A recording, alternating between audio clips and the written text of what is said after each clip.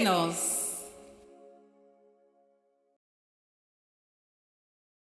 Hola amigos, bienvenidos a La Ventana de Opiniones. Te saluda Eris Cayay. Es un gusto ingresar a sus hogares con este nuevo programa político que tiene por objetivo ser un medio informativo que genere conciencia en nuestro electorado antes de emitir un voto. Hablaremos sobre los problemas esenciales de nuestro país como inseguridad ciudadana, salud, educación, entre otros, teniendo como invitados a representantes de organizaciones políticas cuyos fines están destinados a dar solución a los problemas del Estado y la sociedad, y la forma como plantean y fundamentan la solución de los mismos.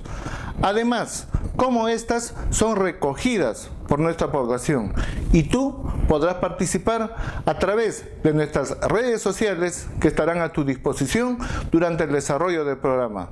Un voto bien informado es un voto de conciencia.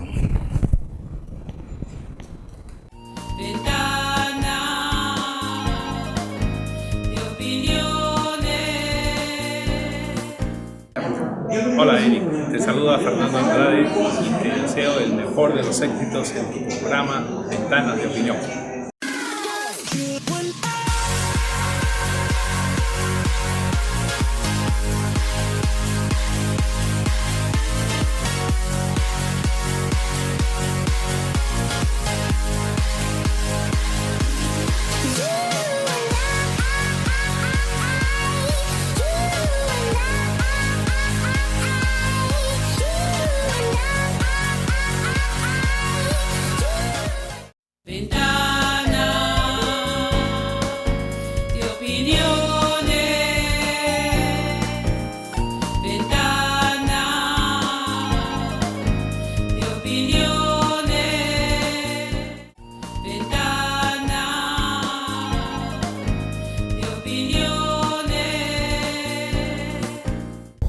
Amigos, estamos a 11 meses de las próximas elecciones presidenciales en nuestro país y el escenario político viene consolidando las candidaturas de Keiko Fujimori, Alan García y Pedro Pablo Kuczynski, dejando sin espacio a las nuevas organizaciones políticas o a la aparición de un outsider.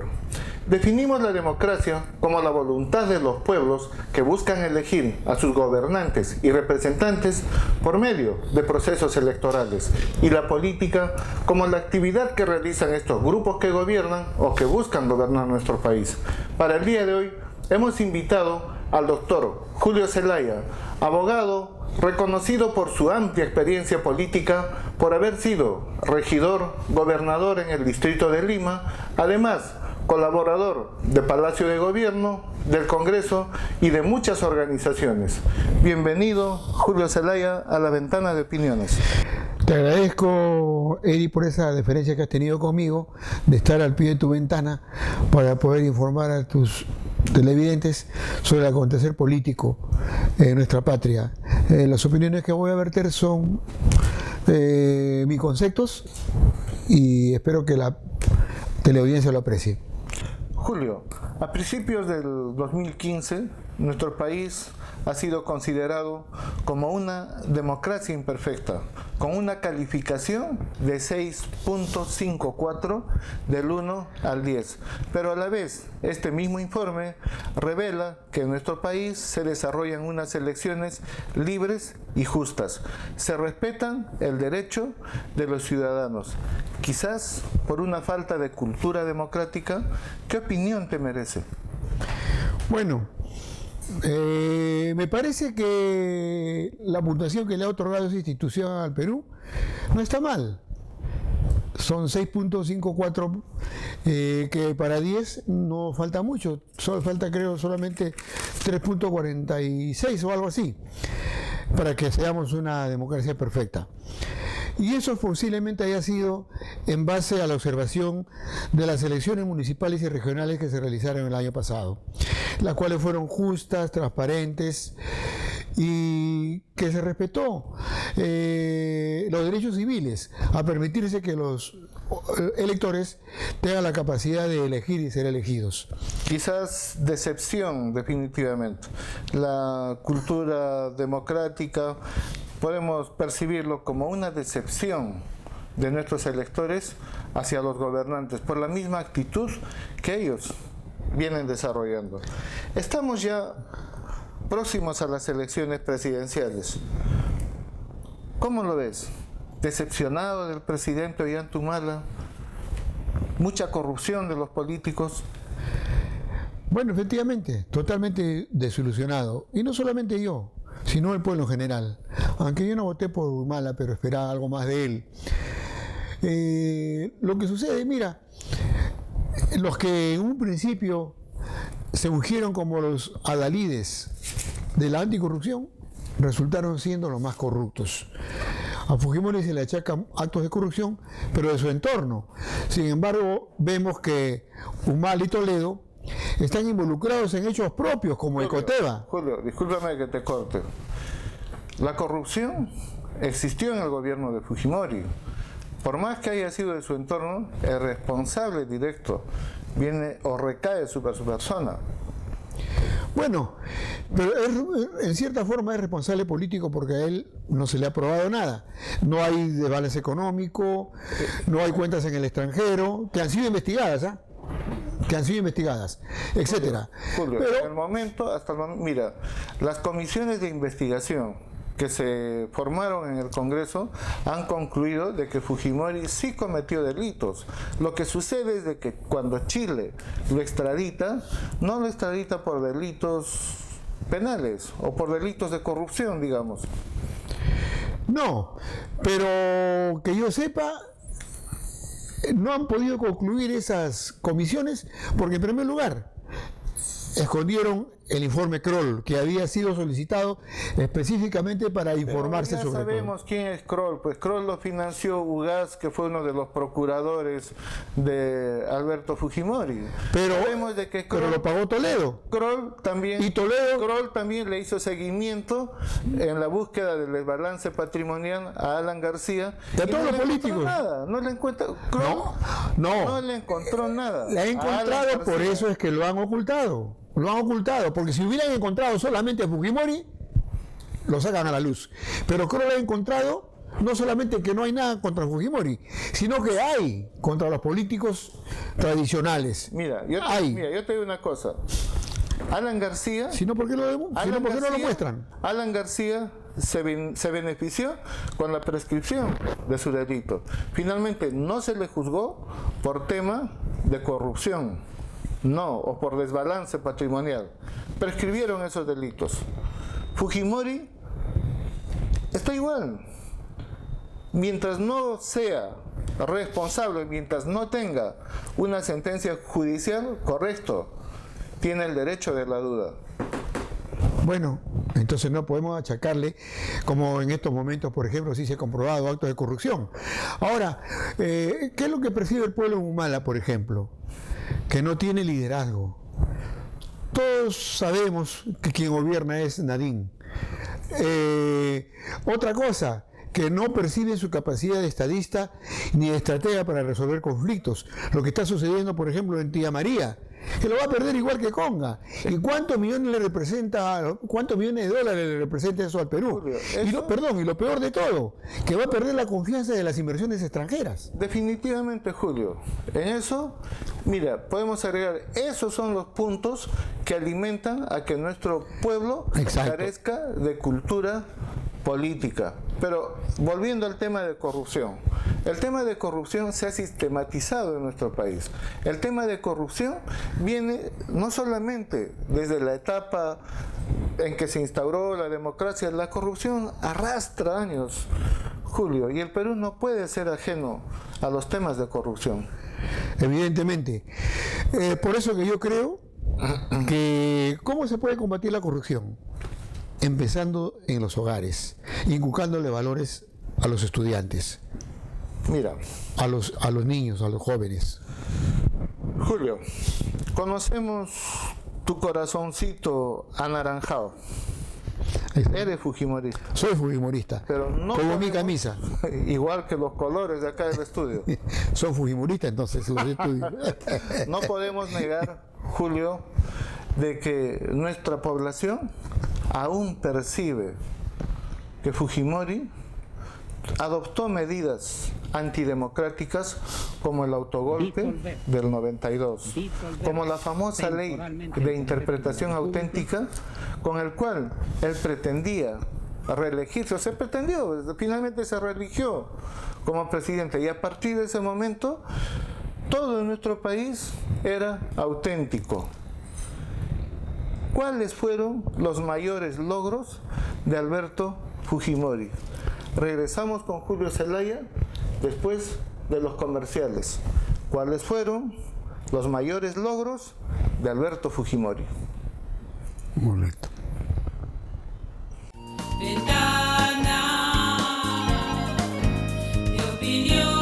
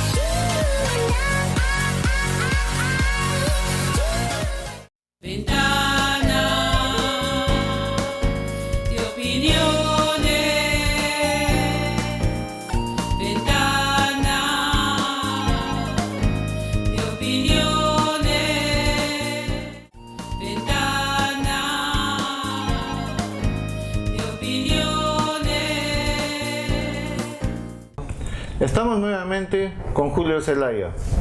Respóndenos, ¿cuáles fueron los mayores logros de Alberto Fujimori?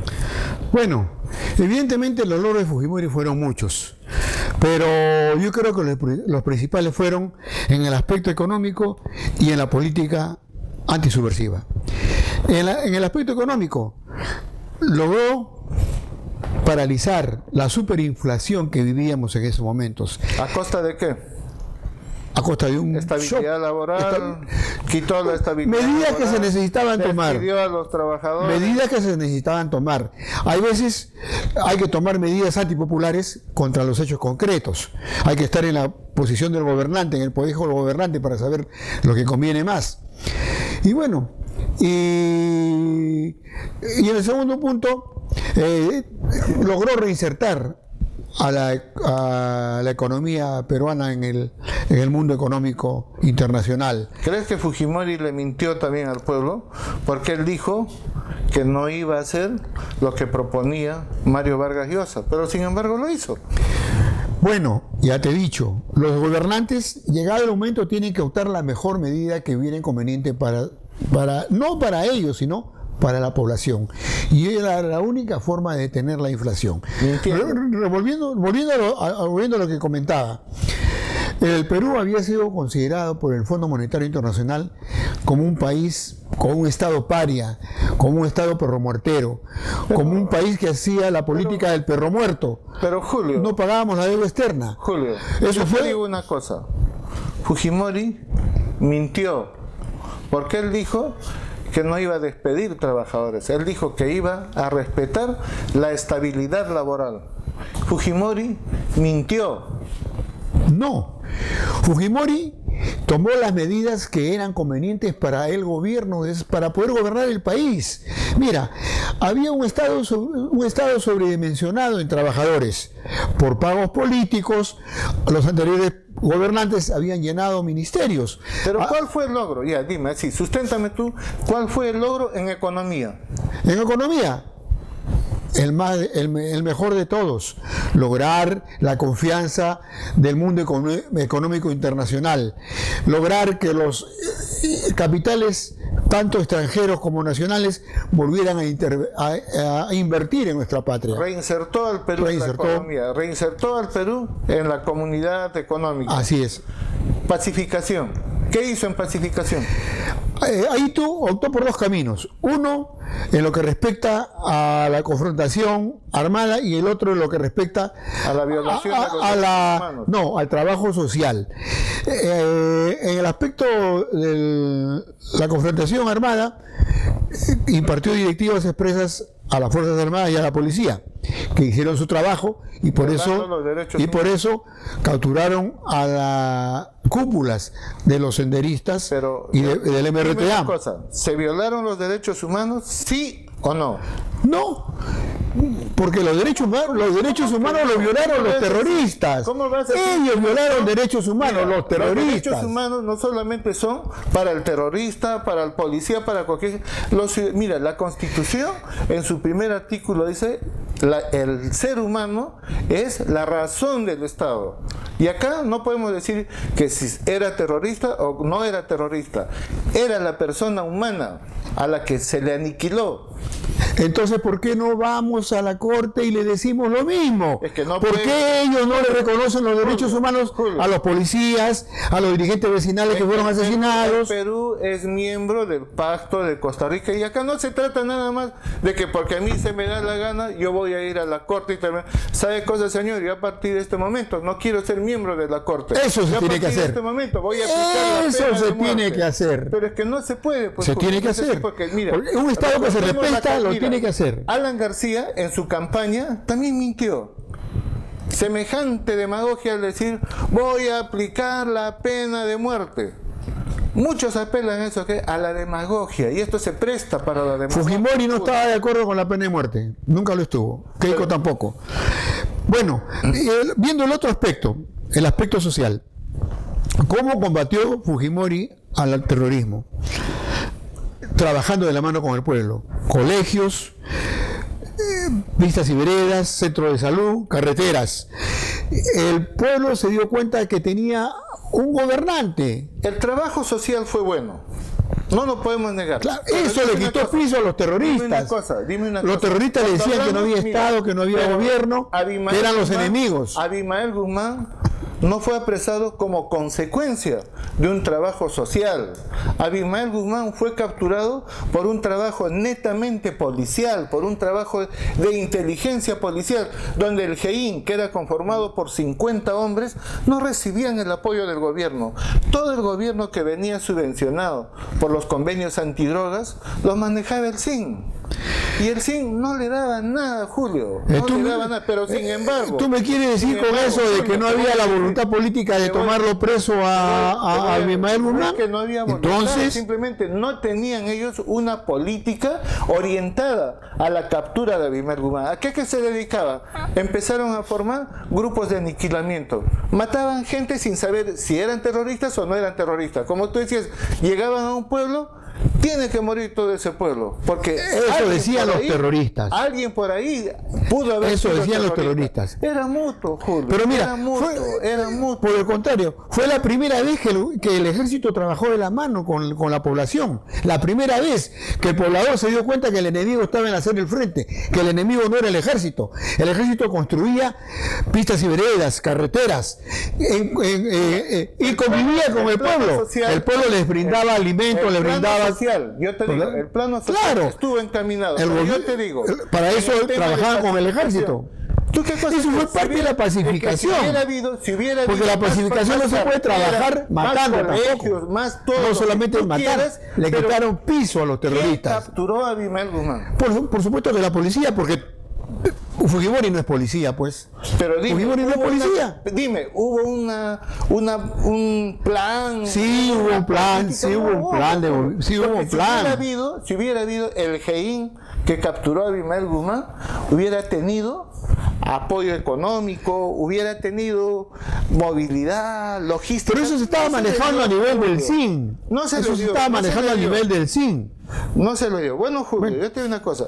Próximos a las elecciones se presenta a Keiko como una candidata ya con experiencia. Su logro quizás haber cohesionado a todas las fuerzas fujimoristas, pero no podemos negar que haya un antifujimorismo, y eso por las medidas antidemocráticas de su padre, como el autogolpe del año 92. ¿Qué debe hacer Keiko Fujimori para que el pueblo le crea? Bueno, creo yo que lo que debe hacer Fujimori es, en primer lugar, reconocer que hubo errores, aunque ya el Fujimorismo ha hecho mea culpa. Comprometerse a que no va a cometer los errores que cometió su padre. algunos errores que... Debe decir que va a liberar No, a Alberto Fujimori. no, lo que debe decir ella es que va a combatir frontalmente a la corrupción, porque la corrupción, como tú decías, está corroyendo todo el aparato estatal. Ojo, de que no podemos negar de que en la actualidad hay miembros, hay congresistas involucrados en casos de corrupción. Tú lo sabes. Así es. Por eso que lo que tiene que hacer Keiko para que el pueblo le crea es empezar por su partido. Aquellos que van a ser candidatos al Congreso, aquellos que van a ser hombres de confianza del gobierno, tienen que pasar por un filtro de información a través de los medios que hay, Poder Judicial, Fiscalía, Policía, etcétera, para que no se infiltre ahí alguien que tenga pasados de narcotráfico, pasado de delincuencia común, etcétera. Yo creo que si Keiko cumple con todo eso, se compromete a que no va a cometer los errores de su padre y se compromete a arreglar en primer lugar su partido, la gente va a ver con buenos ojos eso y le va a creer. Vamos a ver si el pueblo le cree. Te agradezco, Julio. Y yo te diría, ¿por qué no le va a creer? Yo te agradezco, ¿Por Julio, qué no le va a creer? tu presencia en esta ventana de opiniones. Han sido positivas tus apreciaciones y esperamos encontrarnos próximamente. Tu despedida, pero que sea breve, ¿eh? El Muy bien. tiempo en televisión cuesta. Bueno, te agradezco mucho esta oportunidad que me ha permitido llegar a los peruanos de tu teleaudiencia. Quiero en primer lugar establecer que yo esta versión les he dado a título personal. No tengo la autorización de Keiko Fujimori, no tengo la autorización del Partido Fuerza Popular, lo he hecho como un fujimorista. Yo soy un fujimorista reconocido en el Perú y aquí en Estados Unidos. Y yo les invoco a los partidos opositores a Keiko Fujimori que no hagan guerra sucia. Si son políticos, si son verdaderos políticos, que combatan políticamente, que planteen sus propuestas, sus programas, sus proyectos, pero sin ofender. Y por último, yo quiero pedirle a los parlamentarios, aprovechar esta oportunidad para que de una vez por todas dicten la ley del Distrito Electoral número 27, que hace muchos años venimos los peruanos del exterior pidiéndolo. Se han hecho reuniones, lobbies, se ha puesto muchas veces en carpeta y no lo ventilan en el Pleno. Y por último, quiero decir que yo tengo la plena seguridad de que Keiko Fujimori va a ganar las elecciones y que va a gobernar siguiendo los lineamientos políticos de su padre, pero sin cometer los mismos errores que él cometió. Keiko Fujimori, presidente del 2016. Gracias, Julio. Volvemos después del siguiente bloque comerciales en la ventana de opiniones.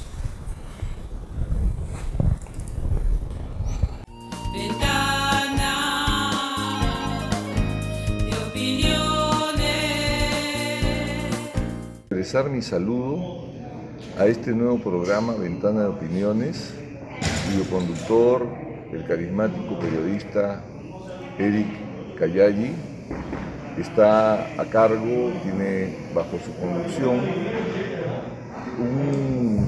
una oportunidad para que la comunidad peruana se sienta identificada con los problemas de la coyuntura y de las necesidades tanto en el Perú como en el medio donde vive. Por esa razón saludo a este nuevo programa para que sea una ventana abierta realmente de opiniones, para que todos puedan participar y expresar sus puntos de vista de la manera en que el Perú democrático y libre puede desear en forma permanente de parte de los peruanos que están residiendo aquí en los Estados Unidos de América. Asimismo, quiero también aprovechar la oportunidad para despedirme de nuestros compatriotas en el área triestatal, ya que me retiro por cuanto he cumplido los 5 años de permanencia en el puesto que me asignó la Cancillería, y en consecuencia quiero decirles que llevo un gran recuerdo de esta experiencia consular y diplomática durante 5 años, que me ha permitido conocer mucho mejor la realidad, las necesidades y las expectativas de toda la comunidad peruana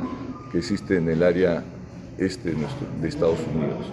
Por esa misma razón sigo siendo y voy a continuar trabajando con todos ustedes en la medida de mis posibilidades, cuando esté en Lima, apoyando cualquier iniciativa, cualquier interés y cualquier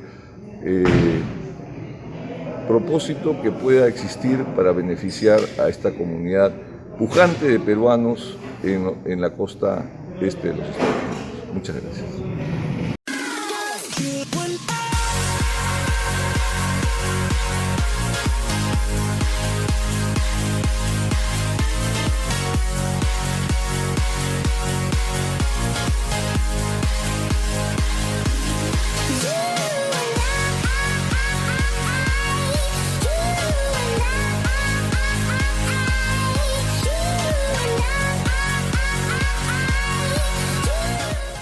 Ventana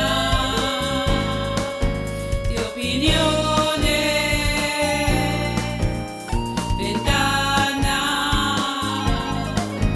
de opiniones, ventana de opiniones. Amigos, en la década de los 80 e inicios de los 90, nuestro país atravesaba por una crisis plasmada en ingobernabilidad y violencia terrorista, lo que motivó al presidente Alberto Fujimori a instaurar un gobierno de emergencia y reconstrucción nacional, mediante el golpe del 5 de abril del 92 y la intervención del Poder Judicial, el Ministerio Público. En esos momentos, estas medidas contaron con la aprobación de la mayoría de peruanos, pero de que se violentó la democracia, se violentó. Que se violó la Constitución, se violó. Pero ¿hubo logros? Nos vemos la próxima semana en la Ventana de Opiniones.